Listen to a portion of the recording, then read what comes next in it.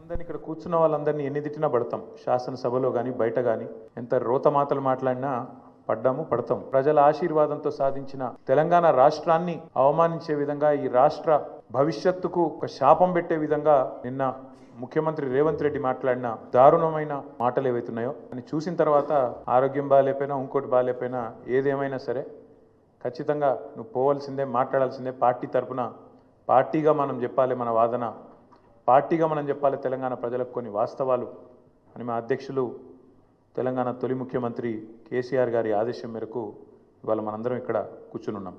ఒక పనికిరాని దక్షత లేని పాలకుడు ఇంకొకరు లేరు ఈ దేశంలో అనేది మాత్రం తేలిపోయింది.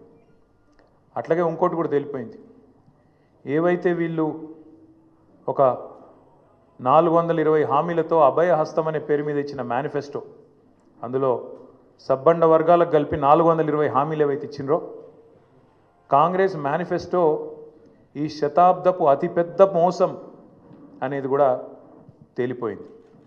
అట్లాగే కేసీఆర్ గారు చిలుకకు చెప్పినట్టు చెప్పిండ్రు తెలంగాణ సమాజాన్ని. ఢిల్లీ పార్టీలను నమ్మితే 60 ఏళ్ళు గోసపడ్డం, మళ్ళా మోసపోతే ఢిల్లీ పార్టీల చేతుల్లా మళ్ళా గోసపడతాం, మళ్ళా ఆగమైతాం అని చిలుకకు చెప్పినట్టు 100 సభలు మాట్లాడితే ప్రతి సభలో తెలంగాణ సమాజానికి ఒక అన్నగా, ఒక సోదరుడిగా, ఒక తండ్రిగా వారు చెప్పడం జరిగింది.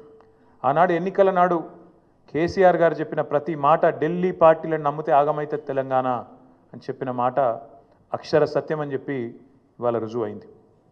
ముఖ్యమంత్రి గారు మాట్లాడుతూ నన్ను ఎవరు నమ్ముతలేరు, అప్పు ఉడతలేదు, ఢిల్లీకి వెళ్తే దొంగను చూసినట్టు చూస్తుండ్రు, అపాయింట్మెంట్ కోసం పోతే చెప్పులు ఎత్తుకపోతాడేమో అని భయపడుతున్నారు. నాకు తెలిసి అయితే నాకు దగ్గర 48-49 ఏళ్ళు ఉన్నాయి.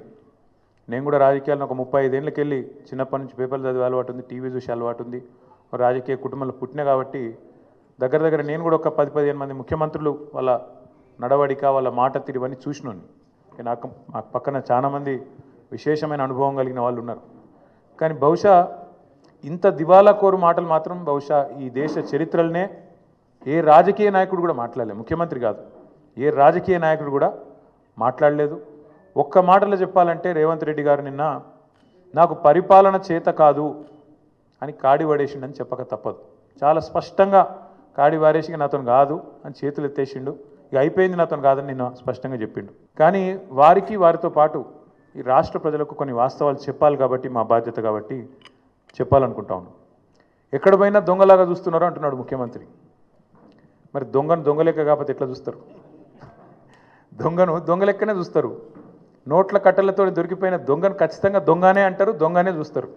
ఒక విశ్వసనీయత లేని ఓటుకు నోటు దొంగను కాంగ్రెస్ అనే ఒక ఎర్రి పార్టీ గుడ్డిగా నమ్మి సీఎం చేసింది. కానీ ఖచ్చితంగా దేశంలో మిగతా వాళ్ళు మాత్రం నమ్ముతలేరు. మోసగాళ్లను, దొంగలను దొంగలే అంటారు ముఖ్యమంత్రి గారు. ఖచ్చితంగా అది ఈరోజు కాదు, చివరి రోజు దాకా కూడా నీ పరిస్థితి అదే ఉంటుంది, యాద పెట్టుకొని చెప్తున్నా.